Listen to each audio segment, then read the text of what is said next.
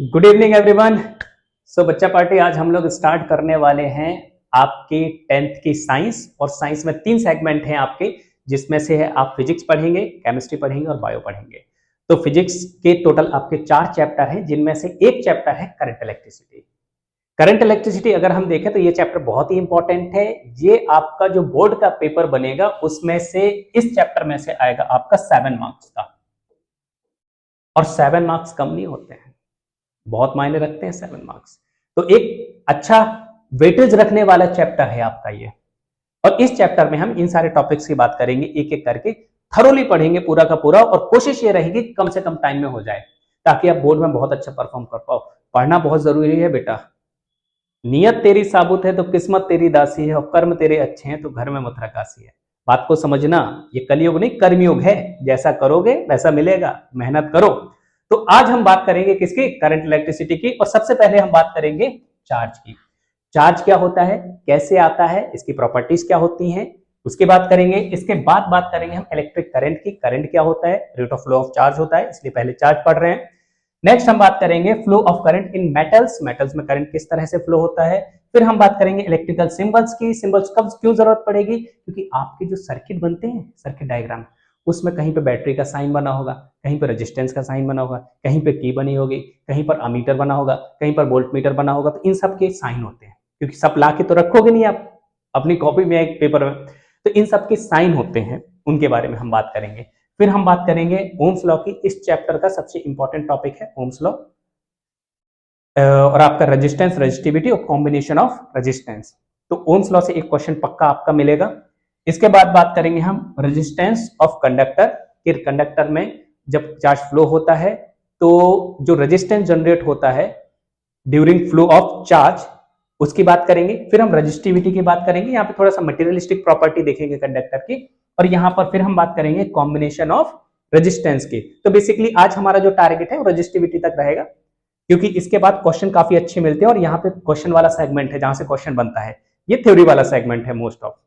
ये ऊपर वाला जितना भी सेगमेंट है जिसकी आज हम बात करेंगे, यहाँ से थ्योरेटिकल क्वेश्चन बनते हैं। और नीचे वाले सेगमेंट से आपके बनते हैं न्यूमेरिकल क्वेश्चन। और ज्यादा मुझे पता है सबको न्यूमेरिकल में ही दिक्कत है, पढ़ लेते हो जैसे तैसे, लिख भी लेते हो। और कई बच्चे तो बहुत ही सुंदर लिखते हैं, मैंने देखा है कई बच्चों की कॉपी। ये सेगमेंट आपको ज्यादा ध्यान देना पड़ेगा। तो इसके लगभग 2 पार्ट रहेंगे। ये पार्ट फर्स्ट की बात है, यहाँ पर हम रजिस्टिविटी तक की बात करेंगे, कॉम्बिनेशन और इलेक्ट्रिक एनर्जी और इलेक्ट्रिकल पावर की बात इसके पार्ट 2 में करेंगे। बात समझ में आ गई? तो सबसे पहले हम बात किसकी करते हैं? सबसे पहले बात करते हैं हम चार्ज की। तो होता क्या है बेटा चार्ज? चार्ज अगर आप देखें तो चार्ज बेसिकली है क्या? जैसे मैंने आपके 2 सर्किल पहले से ही बना रखे हैं। ये आपका है ऑब्जेक्ट ए और ये है आपका ऑब्जेक्ट बी। चार्ज की डेफिनेशन कोई पूछेगा नहीं, लेकिन फिर भी तुम्हारी इजीनेस के लिए मैं बता देता हूं। देखो होता क्या है, 2 ऑब्जेक्ट अगर आपके पास हैं तो वो अट्रैक्ट हो सकते हैं, रिपेल भी हो सकते हैं, उनके बीच कोई ना कोई फोर्स लग रहा होगा। अब नेचर में अगर हम देखें तो कितने तरह के फोर्स हैं। एक तो आपका इलेक्ट्रोस्टैटिक फोर्स होता है, दूसरा आपका मैग्नेटिक फोर्स होता है, ग्रेविटेशनल फोर्स होता है। यहां पर इलेक्ट्रोस्टैटिक फोर्स की बात करेंगे। 2 ऑब्जेक्ट इलेक्ट्रॉन के घटने या बढ़ने से, इंक्रीमेंट और डिफिशियंसी ऑफ इलेक्ट्रॉन की वजह से जब उनके बीच अट्रैक्शन या रिपल्सन होता है, उसे हम इलेक्ट्रिक फोर्स कहते हैं। भाई अट्रैक्शन भी एक तरह का फोर्स है, रिपल्सन भी एक तरह का फोर्स है, ठीक है। तो चार्ज बेसिकली एक ऐसी प्रॉपर्टी है जिसकी वजह से 2 ऑब्जेक्ट या तो अट्रैक्ट होते हैं या फिर रिपेल होते हैं इलेक्ट्रिकली। इलेक्ट्रिकली का मतलब इलेक्ट्रॉन के घटने या बढ़ने की वजह से।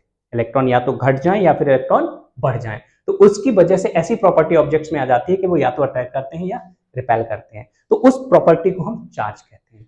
अब आता किस वजह से? खैर मैंने बता दिया है कि इलेक्ट्रॉन घटेंगे या बढ़ेंगे। जैसे ए अगर बी को इलेक्ट्रॉन दे दे, ए अगर बी को इलेक्ट्रॉन दे दे, मान लिया ए ने बी को इलेक्ट्रॉन दे दिया, तो पहले क्या था, इस पर कोई भी ऑब्जेक्ट अगर होता है तो किससे मिलकर बनता है? एटम से।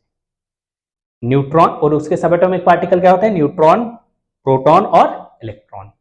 तो प्रोटॉन और न्यूट्रॉन तो न्यूक्लियस में रहते हैं और इलेक्ट्रॉन उसके चारों तरफ क्या हो रहा है? रिवॉल्व हो रहा होता है। तो मतलब इलेक्ट्रॉन एक ऐसा पार्टिकल है मेटल में जो कि मूव कर सकता है, through out the volume move भी करता है। फिर इलेक्ट्रॉन्स होते हैं मेटल्स में। और खैर जरूरी नहीं कि ये प्रॉपर्टी मेटल्स की हो, नॉन मेटल्स की भी होती है। मटेरियल आपके मेटल्स, नॉन मेटल्स, इस 2 तरह से कैटेगराइज करते हैं हम, ठीक है। बट हाँ, मेटल्स में फ्री इलेक्ट्रॉन्स होते हैं, नॉन मेटल्स में फ्री इलेक्ट्रॉन्स नहीं होते। मेटल्स में चार्ज फ्लो कर सकता है, एक जगह से दूसरी जगह मूव कर सकता है, पर नॉन मेटल्स में ये प्रॉपर्टी नहीं पाई जाती। उसमें जहां चार्ज रहेगा बस वहीं रहेगा, ट्रेवल नहीं करेगा, किसी और तरफ नहीं जाएगा, पर मेटल्स में जा सकता है। ठीक है, तो सबसे पहले हमने दो ऑब्जेक्ट लिए हैं, ये है बेटा ऑब्जेक्ट ए और ये है ऑब्जेक्ट बी। अब ए ने बी को कुछ इलेक्ट्रॉन दे दिए, अगर ए ने बी को कुछ इलेक्ट्रॉन दे दिए तो यहां इलेक्ट्रॉन की कमी हो गई। अब होगा क्या, जैसे 10 इलेक्ट्रॉन थे और 10 प्रोटॉन थे, तो अब कुछ इलेक्ट्रॉन चले गए, तो आप ये कह सकते हैं कि इलेक्ट्रॉन के रिस्पेक्ट में प्रोटॉन बढ़ गए, तो इस पर कैसा चार्ज आ जाएगा, पॉजिटिव, क्योंकि प्रोटॉन कैसा पार्टिकल है, पॉजिटिव, और इस पर कैसा चार्ज आ जाएगा, नेगेटिव।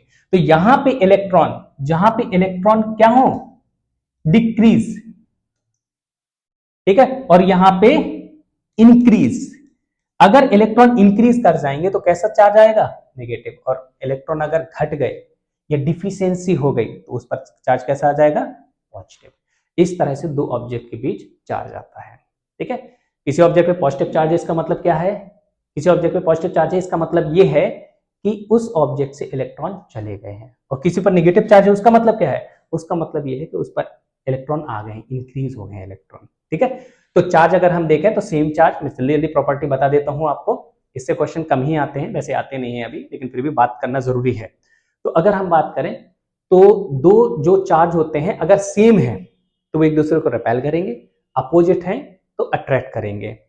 ठीक है, कभी कभी एक न्यूट्रल बॉडी और एक चार्ज बॉडी भी अट्रैक्ट कर सकती है, बट वो अपने टॉपिक का हिस्सा है नहीं, इसलिए उसकी बात नहीं करेंगे, जितनी अपनी जरूरत का उतना पढ़ें, क्योंकि बोर्ड है सामने और उसे फोकस पे रखना है। ठीक है, तो किसी भी ऑब्जेक्ट पे अगर इलेक्ट्रॉन बढ़ गए तो नेगेटिव, इलेक्ट्रॉन घट गए तो पॉजिटिव, इतना याद रखना है आपको। सेम चार्ज रिपेल करेंगे, अपोजिट चार्ज अट्रैक्ट करेंगे। पॉजिटिव कब आएगा, जब इलेक्ट्रॉन घट जाएंगे, नेगेटिव कब आएगा, जब इलेक्ट्रॉन बढ़ जाएंगे। बात समझ में आ गई। यूनिट क्या होती है चार्ज की, यूनिट की अगर हम बात करें, चार्ज की यूनिट होती है कूलॉम। ठीक है, स्मॉल क्यू या कैपिटल क्यू से हम इसे डिनोट कर सकते हैं। कैसी क्वांटिटी है, ये एक स्केलर क्वांटिटी है। स्केलर क्या होती है, जिनमें डायरेक्शन नहीं होती, वेक्टर क्या होती है, जिनमें डायरेक्शन होती है।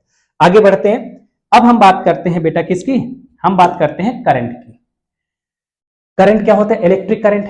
इलेक्ट्रिक करंट अगर हम देखें तो जो अभी हमने चार्ज पढ़ा, जब ये फ्लो होने लगता है तो उसे हम करंट बोल देते हैं। सिंपल सा डेफिनेशन एकदम, the rate of flow of charge. किसी भी वायर में एक सेकंड में जितना भी चार्ज फ्लो होता है उसे हम करंट बोल देते हैं। वही डेफिनेशन आपके सामने लिखी हुई है। ठीक है, तो जैसे कि एक वायर है, मैंने ये मान लिया कि आपका क्या है, ये एक, ये आपका क्या है, एक वायर है, और इस वायर में चार्ज जो है इधर से इधर फ्लो हो रहा है, तो मैं ये कहूंगा पॉजिटिव चार्ज की डायरेक्शन। हाँ, एक चीज इधर पूछे जा सकती है, इलेक्ट्रिक करंट में कभी कभी पूछ लेता है कि कन्वेंशनल करंट क्या होता है, तो जो पॉजिटिव चार्ज की डायरेक्शन होती है उसे हम कन्वेंशनल करंट कह देते हैं। ठीक है, तो अगर इधर से इधर क्यू चार्ज फ्लो हो रहा है टी टाइम में, तो उसे हम क्या बोलेंगे, उसे हम बोलेंगे करंट। तो करंट इज इक्वल टू क्या हो गया, क्यू बाई टी। क्या हो गया, चार्ज डिवाइड बाई टाइम। तो डेफिनेशन आ गई ना, टी टाइम में कितना करंट फ्लो हो रहा है, क्यू, तो एक सेकंड में कितना फ्लो होगा, Q by T. Rate of flow of charge क्या कहलाता है, करंट कहलाता है। बात समझ में आ गई। ओके, आगे बात करें थोड़ा सा, फॉर्मूला हमें समझ में आ गया, आई इज इक्वल टू क्या होता है, क्यू बाई टी।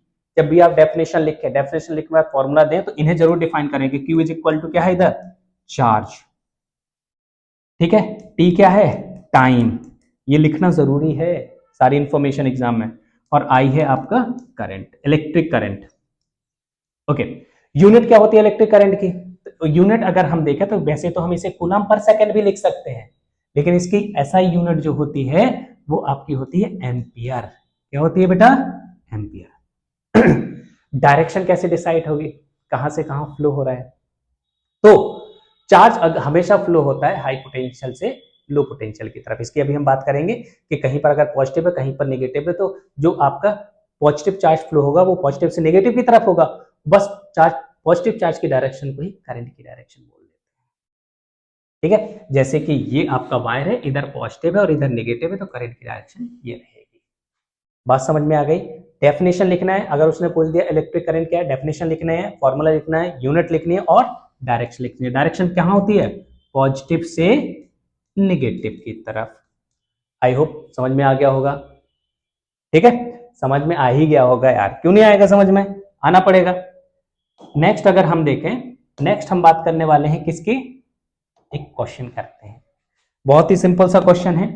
क्वेश्चन क्या है, देखो, अ करंट ऑफ, आप इसे पॉज करके खुद भी कर सकते हो, ठीक है, पॉज करके ट्राई करो, बाकी मैं तो बता ही रहा हूं।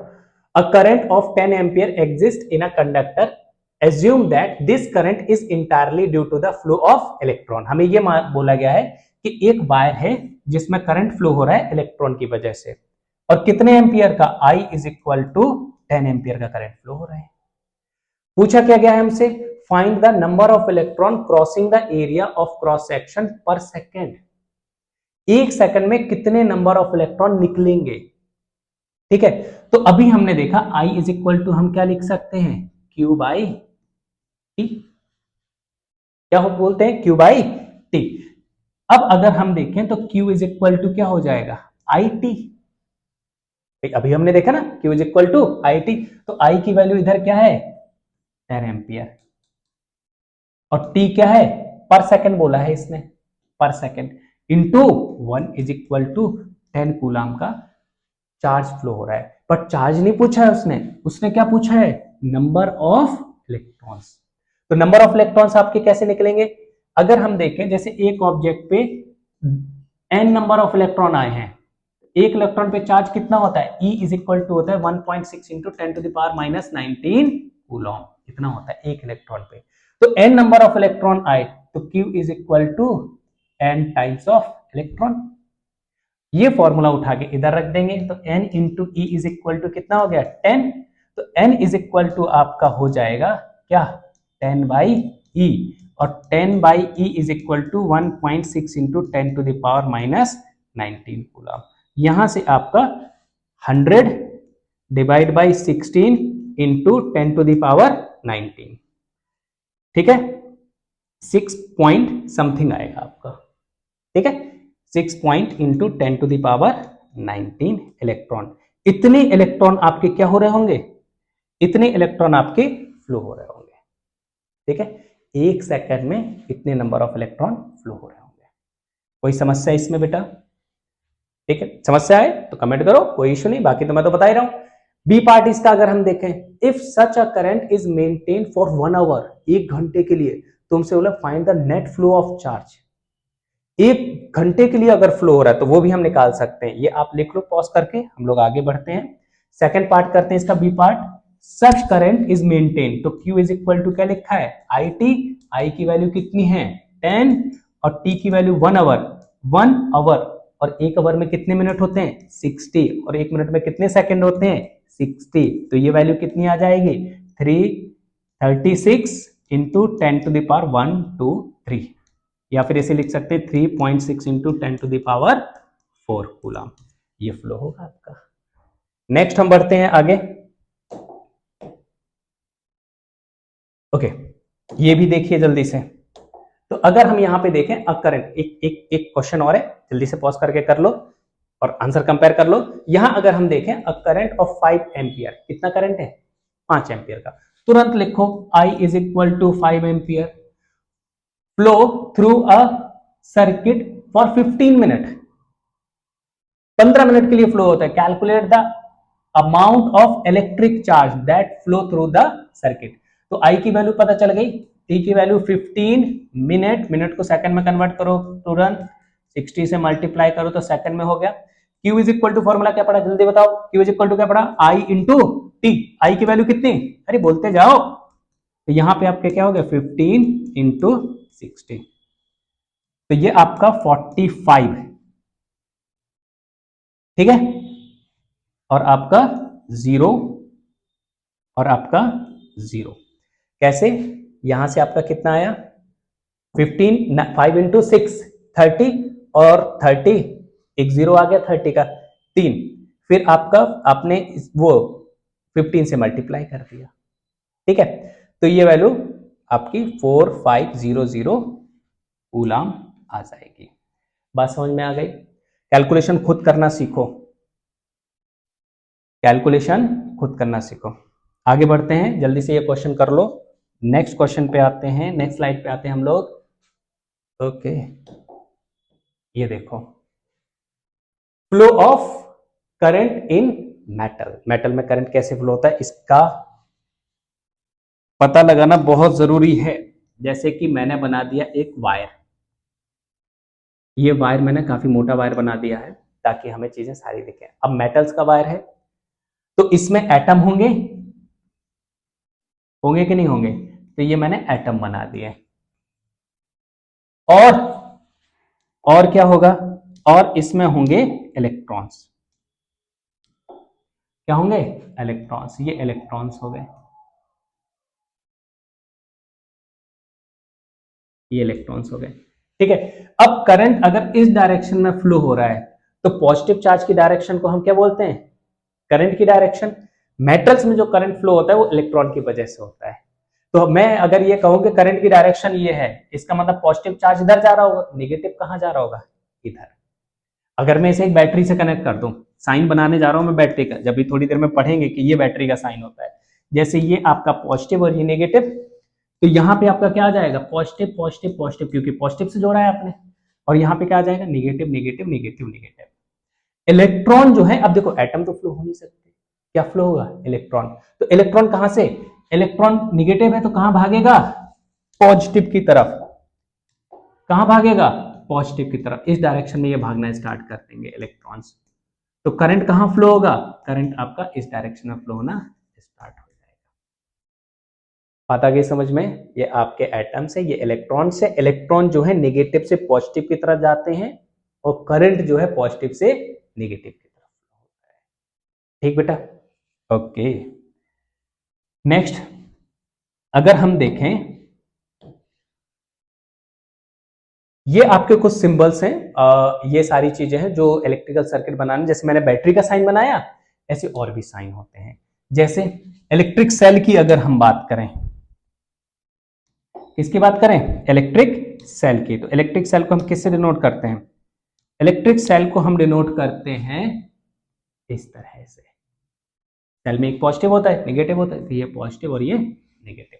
Battery, combination of cell is known as battery. मतलब एक सेल लगा दिया, दूसरा सेल लगा दिया, तीसरा सेल लगा दिया, तो ये नेगेटिव ये पॉजिटिव, बड़ी डंडी पॉजिटिव और छोटी डंडी नेगेटिव, ये होता है।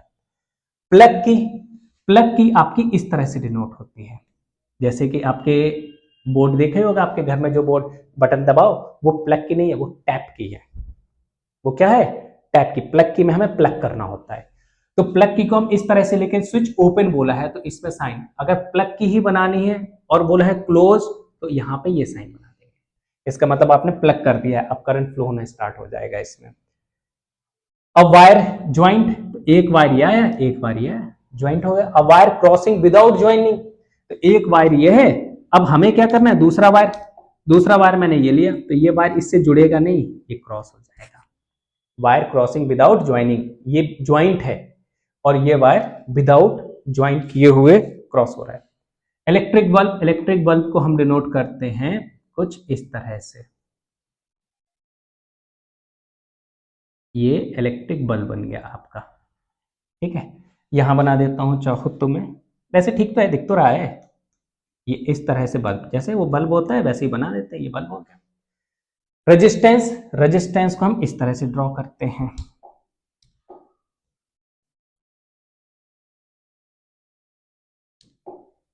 ये आपका रेजिस्टेंस हो गया।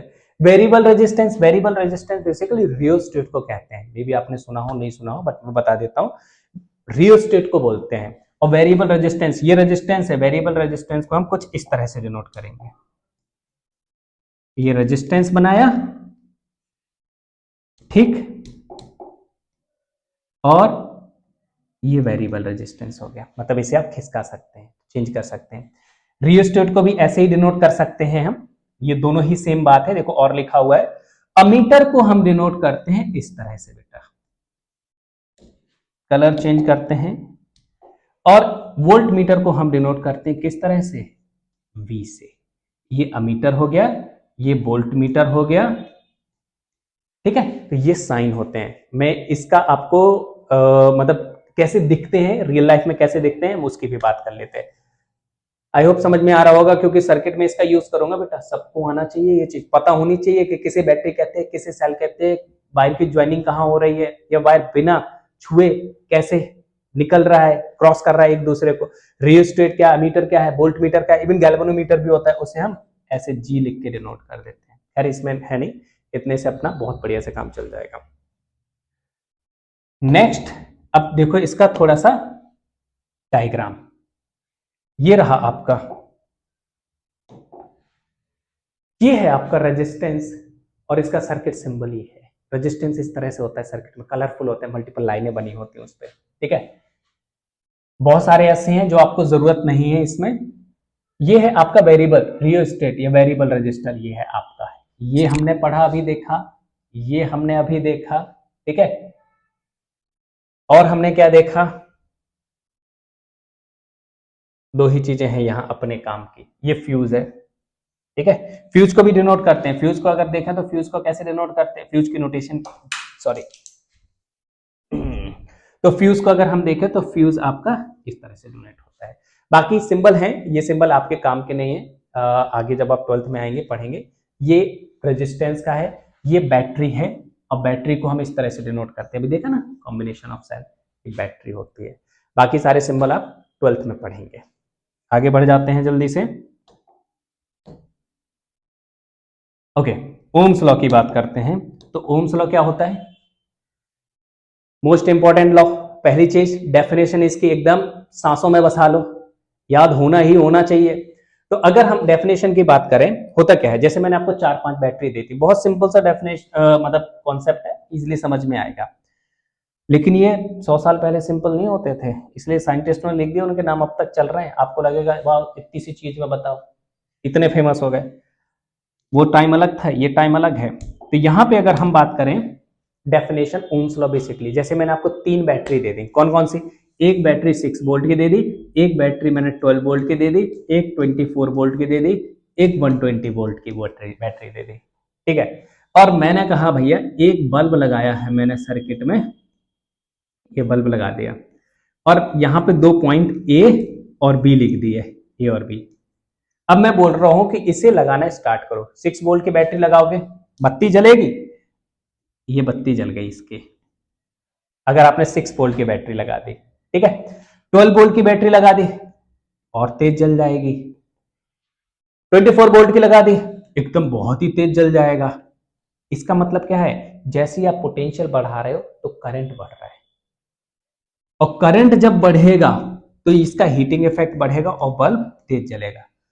120 की लगा दी, बल्ब फ्यूज हो गया, क्योंकि बल्ब की एक रेटेड होती है, ठीक है। तो अगर आप देखें तो अगर बल्ब पे लिखा होता है कि कितने वोल्ट का है, अगर उससे ज्यादा लगा दोगे, जैसे मैंने ये बल्ब मान लिया कि 24 वोल्ट का था, इसलिए उससे ज्यादा अगर मैंने दे दिया तो ये फ्यूज हो जाएगा, ठीक है। लेकिन हमें ये पता चला कि जैसे ही हम पोटेंशियल बढ़ा रहे हैं करंट बढ़ रहा है, तो करंट किस पे डिपेंड कर रहा है, पोटेंशियल पे। तो यहां अगर हम देखें तो हम ये कह सकते हैं कि करंट किस पर डिपेंड करता है, पोटेंशियल पे। Current directly proportional to potential.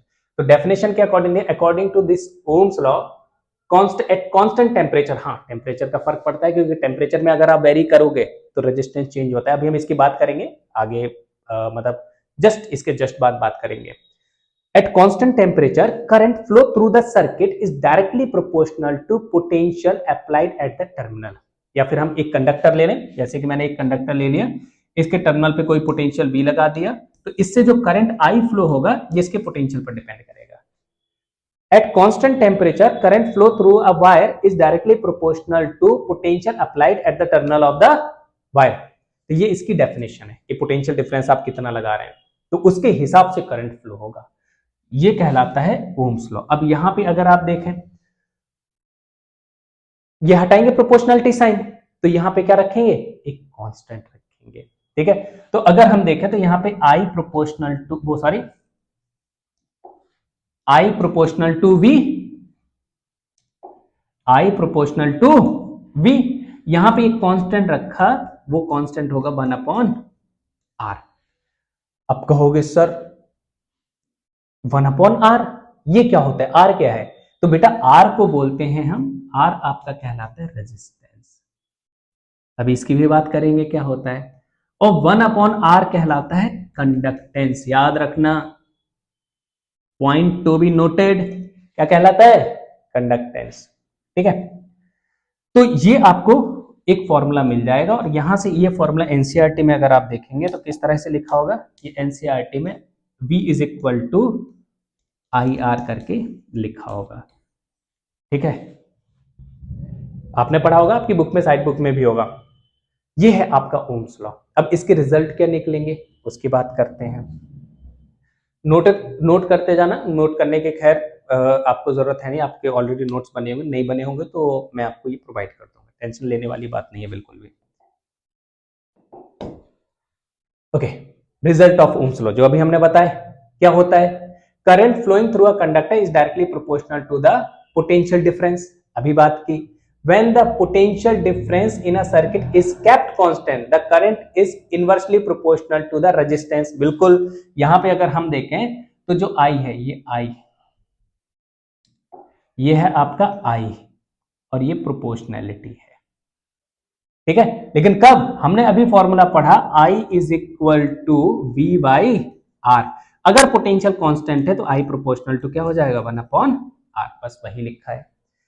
ठीक है, रेजिस्टेंस आर की वैल्यू हम निकाल सकते हैं। आर की वैल्यू इससे कैसे निकाल सकते हैं, ये देखो वही तो लिखी है, R is equal to V by I हो गया।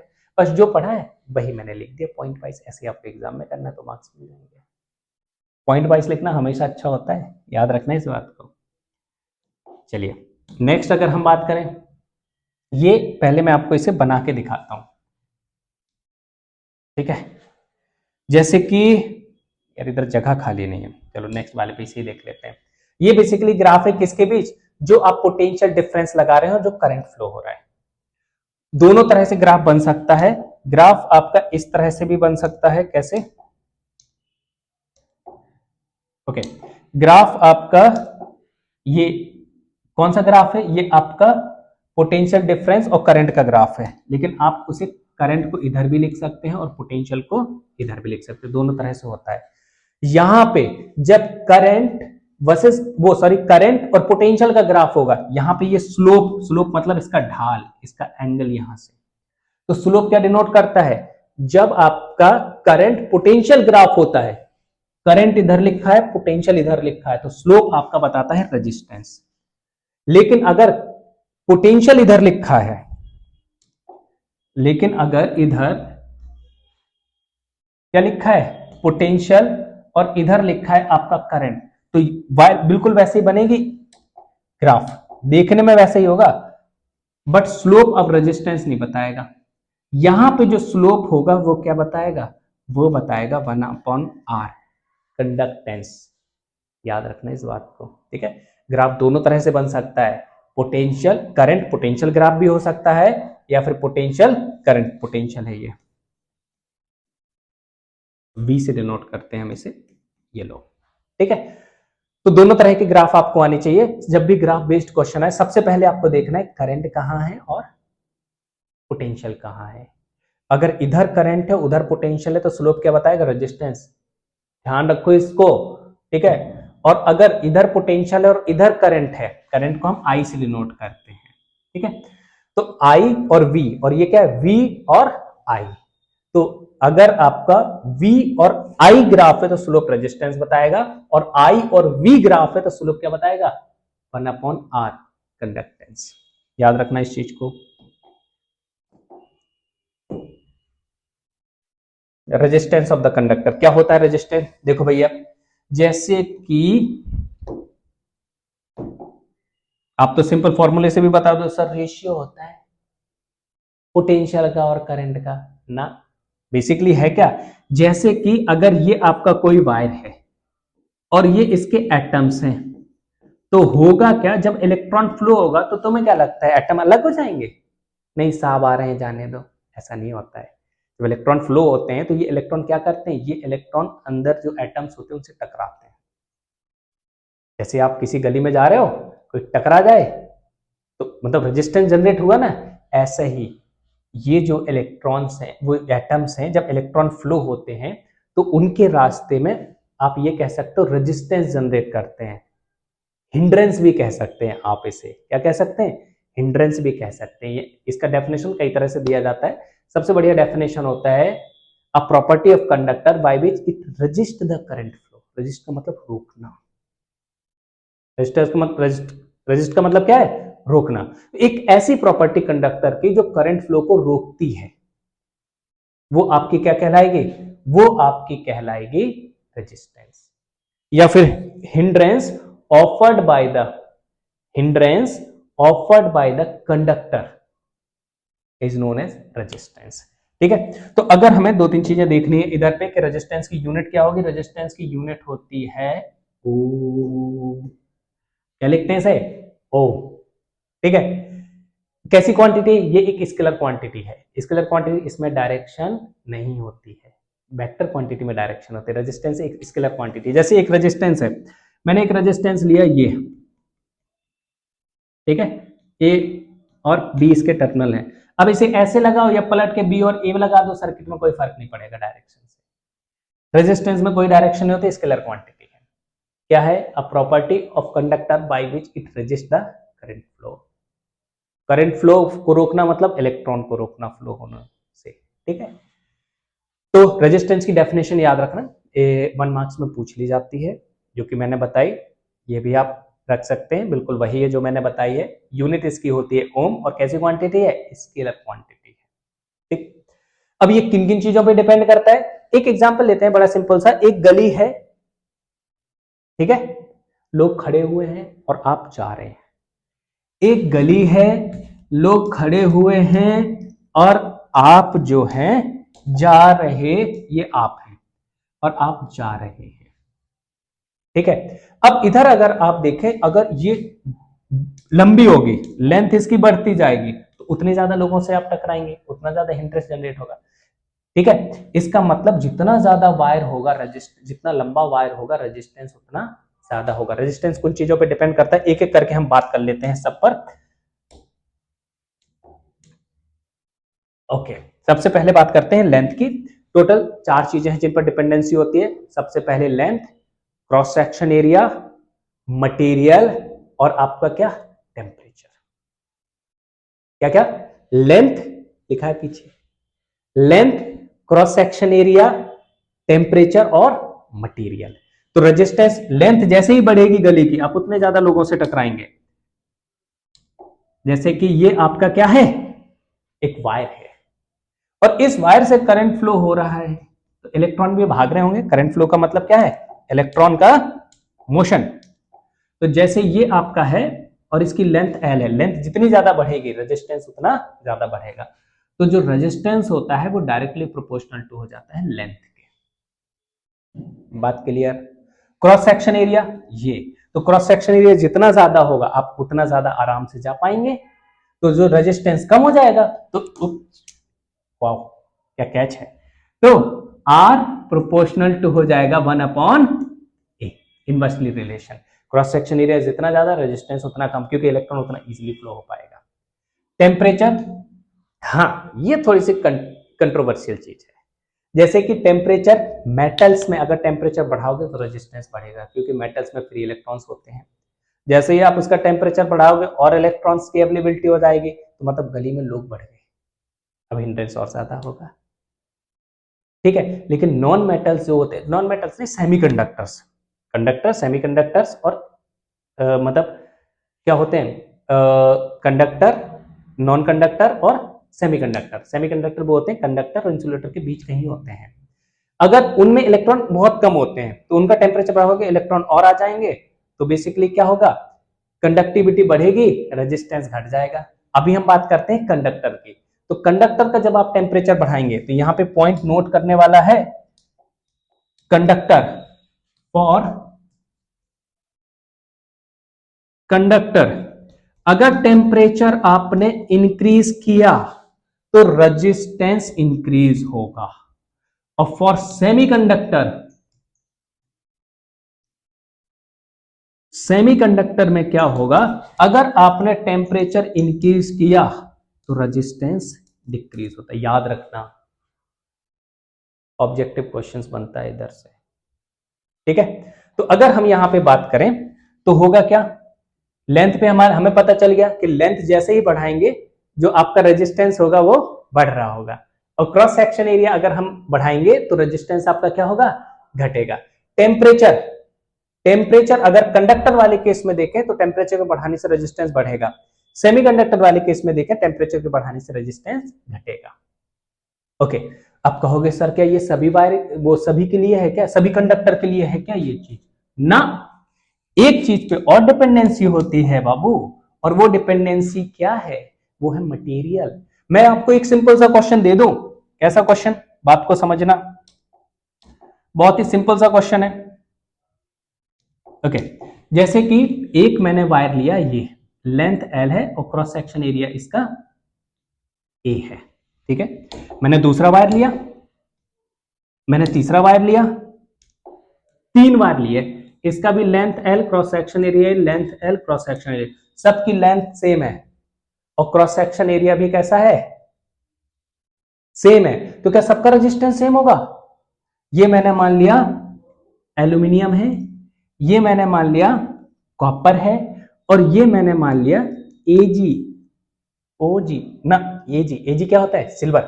तो अगर हम यहां पे देखें, अब इन दोनों का लेंथ और क्रॉस सेक्शन एरिया क्या हो गया, सेम, लेंथ और क्रॉस सेक्शन एरिया सेम हो गया, और मान लिया मैंने टेम्परेचर भी सेम है, क्या सबका रेजिस्टेंस सेम होगा, ना, सबका रेजिस्टेंस सेम नहीं होगा। क्यों नहीं होगा भैया, मटेरियल भी तो अलग अलग है ना, उनके एटम के साइज भी तो अलग अलग है ना, उनमें नंबर ऑफ इलेक्ट्रॉन भी तो अलग अलग है ना। तो अगर हम देखें मटेरियल पे भी डिपेंडेंसी होती है, ठीक है। जैसे कि हमें फॉर्मूला मिला R प्रोपोर्शनल टू L था, R प्रोपोर्शनल टू 1/A था। अब इन दोनों को अगर हमने मिला दिया तो R प्रोपोर्शनल टू L/A मिला। यहां पे अब एक प्रोपोर्शनलिटी साइन हम रखें तो R is equal to proportionality sign rho से डिनोट किया L/A। तो ये जो आपका रो है ना बेटा, ये बेसिकली मटेरियल है कि लेंथ और क्रॉस सेक्शन एरिया सेम होने पर भी रेजिस्टेंस सेम नहीं है। इसका मतलब डिपेंडेंसी किस पे आ गई, मटेरियल पे। और ये किस बात पे डिपेंड करता है, अब मटेरियल उसके उसमें इलेक्ट्रॉन डेंसिटी कितनी है, किसमें इलेक्ट्रॉन किस हिसाब से ज्यादा है या कम है, एटम का साइज क्या है, ठीक है, उस पर आ गई डिपेंडेंसी। जैसे अगर हम इन सब का रेजिस्टेंस, जैसे इसका रेजिस्टेंस मैंने R एल्यूमिनियम मान लिया, इसका रेजिस्टेंस मैंने मान लिया RCu, और इसका रेजिस्टेंस मान लिया RAg, तो किसका रेजिस्टेंस सबसे ज्यादा होगा, सबसे ज्यादा रेजिस्टेंस होगा एल्यूमिनियम का, सॉरी, और फिर सॉरी, ओके,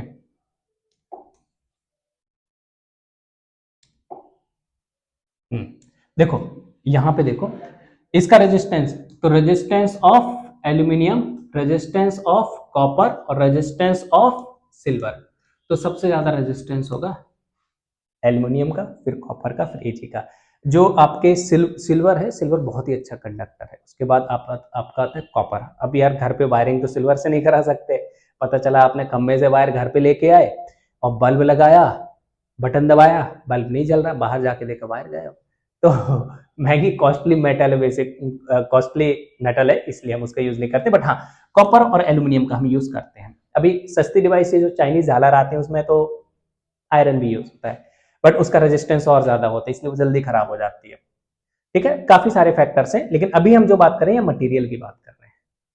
किसकी बात करें, मटेरियल की। तो लेंथ और क्रॉस सेक्शन एरिया सेम होने पर भी रेजिस्टेंस सेम नहीं हो सकते हैं, अगर मटेरियल अलग अलग है तो मटेरियलिस्टिक प्रॉपर्टी होती है, इसे बोलते हैं रेजिस्टिविटी। क्या बोलते हैं, रो को हम बोलते हैं, रो को क्या बोलते हैं, लो इधर लिख देता हूं, रो को बोलते हैं रेजिस्टिविटी, या फिर इसका एक नाम और है स्पेसिफिक रेजिस्टेंस, एक नाम और है स्पेसिफिक रेजिस्टेंस। आगे बढ़ जाएं थोड़ा सा,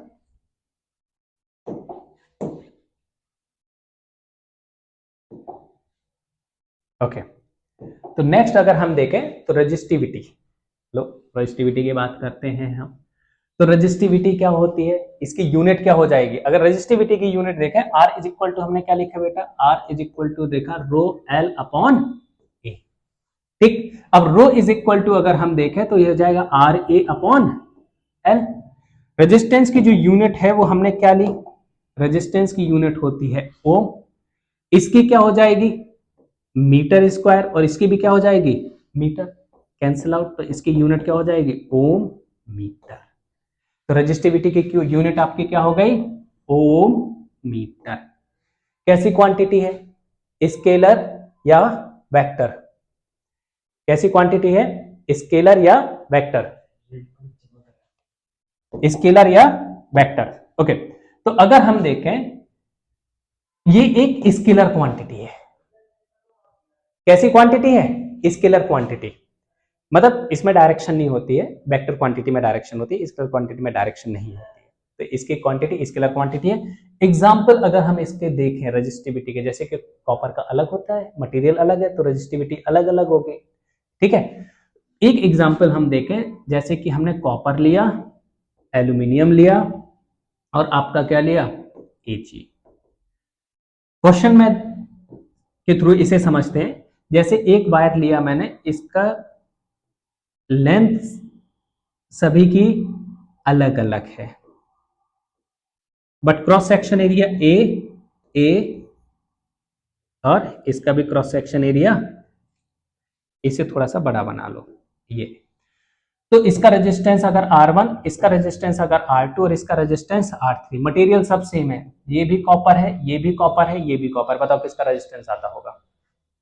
फॉर्मूला आपको दिख रहा है, cross section area same same, copper है मटेरियल सेम सेम, रेजिस्टेंस किस पे प्रोपोर्शनल होगा लेंथ के, मतलब जिसकी लेंथ ज्यादा उसका रेजिस्टेंस ज्यादा, इसका रेजिस्टेंस सबसे ज्यादा होगा, मतलब R3 जो होगा ये सबसे ज्यादा, फिर R2, फिर R1। ऐसे ही किसके लिए देख सकते हैं, ऐसे ही हम बात कर सकते हैं किसकी, जैसे मैंने लेंथ सेम ले ली बट क्रॉस सेक्शन एरिया अलग अलग है। एक ये वायर लिया है मैंने, क्रॉस सेक्शन एरिया इसका, और एक यहां पे लेंथ सेम है लेकिन क्रॉस सेक्शन एरिया अलग अलग, जैसे इसका क्रॉस सेक्शन एरिया A1, इसका A2 और इसका A3। अब इधर अगर हम देखें तो ये मैंने मान लिया कॉपर ही ले लिया, copper copper copper, material same, material क्या हो गया, मटेरियल आपका हो गया सेम, तो रो सेम, लेंथ सेम तो लेंथ सेम। अब डिपेंडेंसी किस पे आ गई, क्रॉस सेक्शन एरिया पे, किस पर आ गई क्रॉस सेक्शन एरिया पे। तो अगर क्रॉस सेक्शन एरिया, अब cross section area R proportional to 1/a होता है, जिसका क्रॉस सेक्शन एरिया ज्यादा उसका रेजिस्टेंस कम, और जिसका क्रॉस सेक्शन एरिया कम उसका रेजिस्टेंस ज्यादा। सबसे ज्यादा रेजिस्टेंस किसका होगा, इसका, मतलब R1 greater than R2 greater than R3। अरे चमका नहीं चमका, अरे बोल दो, बात समझ में आ गई। मटेरियल देख लिया हमने, लेंथ देख लिया हमने, और क्रॉस सेक्शन एरिया देख लिया हमने। ठीक, आगे बढ़ते हैं। क्वेश्चन है सिंपल सा, क्वेश्चन क्या है, a piece of wire is redraw by pulling it the new register. Okay, देखो सिंपल सा क्वेश्चन है, एक वायर है जिसे हमने खींचा और इसकी लेंथ दोगुनी कर दी, पहले इसकी लेंथ L थी, अब हो गई आपकी 2L। अगर इसका रेजिस्टेंस आपका R1 था और इसका रेजिस्टेंस R2, तो हमसे ये बोला गया है, वॉल्यूम तो सेम होगा ना, उसी वायर को खींच के तो किया गया है, तो वॉल्यूम थोड़ी ना घट या बढ़ जाएगा, वॉल्यूम उतना ही रहेगा। अगर इसका क्रॉस सेक्शन एरिया मैंने माना A1 और इसका क्रॉस सेक्शन एरिया मैंने A2, ठीक है। अभी मैं आपको एक नॉर्मल मेथड से करके बता रहा हूं, फिर इसके लिए एक स्पेशल मेथड देखेंगे हम लोग, ठीक, नोट पढ़ेंगे उसके बाद एक स्पेशल मेथड देखेंगे। तो इसका अगर हम वॉल्यूम देखें तो volume 1 is equal to length into cross section area L into A1। इसका अगर हम वॉल्यूम देखें, वॉल्यूम सेकेंड स्ट्रेच करने के बाद तो क्या हो जाएगा A2 इंटू 2L। ठीक, वॉल्यूम सेम रहेंगे ये दोनों, तो L A1 is equal to twice of L into A2, L L cancel out, तो यहां से हमें रिश्ता क्या मिला, ये रिश्ता क्या कहलाता है, ये आपका हो जाएगा A1 upon A2 is equal to 2/1। अब निकालते हैं हम, तो पहले वाले के लिए अगर हम फॉर्मूला देखें तो resistance R1 is equal to, लो जी, resistance R1 is equal to आपका क्या आएगा, रो L अपॉन A1, और R2 इज इक्वल टू क्या होगा, रो मटेरियल तो वही है ना, 2L अपॉन 8। अब हमें R1 और R2 में रिलेशन चाहिए, तो एक से उठा के डिवाइड कर देंगे, R1 अपॉन R2, R1 की वैल्यू कितनी है, रो L अपॉन A1, डिवाइड कर रहे हैं तो उल्टा करके मल्टीप्लाई कर दें, A2 upon rho 2L, L L cancel out, rho rho cancel out, तो A2 अपॉन A1 इंटू 1/2, और A2 upon A1 is equal to क्या हो जाएगा, 1/2, तो ये आपका फॉर्मूला हो जाएगा 1/2 इंटू 1/2, मतलब 1/4, तो R2 इज इक्वल टू हो जाएगा 4 टाइम्स ऑफ R1। ये एक मेथड लिया है मैंने, बाकी इसका भी नोट लिखूंगा मैं, उसके बाद और बढ़िया तरीके से कर सकते हैं हम लोग इस क्वेश्चन को, कैसे देखते हैं, पहले पॉज करके लिखना चाहो लिख लो इस मेथड को। हाँ, जैसे कि नोट करके लिखना इस चीज को बेटा, इंपॉर्टेंट है आपके लिए, जैसे R इज इक्वल टू, रुको, जैसे कि R इज इक्वल टू आपका क्या है, R इज इक्वल टू अगर हम देखें तो रो L अपॉन A है, कोई दिक्कत इसमें नहीं। इधर अगर हम देखें दो, रो L अपॉन A, अगर ऊपर नीचे में L से मल्टीप्लाई और L से डिवाइड कर दूं, किसी को कोई दिक्कत नहीं होनी चाहिए। इधर अगर मैं देखूं R जो हमने लिखा है is equal to rho L upon A, ऊपर नीचे अगर मैं A से मल्टीप्लाई और A से डिवाइड कर दूं कोई दिक्कत नहीं है, तो रो L square upon A into L, और यहां पे हो जाएगा रो A into L upon A square, ठीक है। सिंस